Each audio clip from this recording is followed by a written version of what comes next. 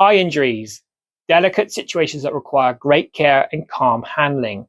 Eye injuries can be caused by dust, chemicals, foreign objects, impact, or burns. They range from minor irritation to permanent damage. For minor irritation like dust or an eyelash, reassure the casualty, ask them to blink repeatedly, and if needed, rinse the eye with clean water or sterile eye wash.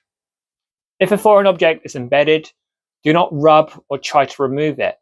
Cover both eyes to prevent movement. Seek urgent medical help. Call 999. For chemical splashes, immediately flush the eye with cool, clean water for at least 10 minutes. Hold the eyelids open until the head so water drains away from the good eye. Send the casualty to hospital without delay. Never apply pressure to an injured eye, and always get medical attention if there's pain, vision loss, or visible damage.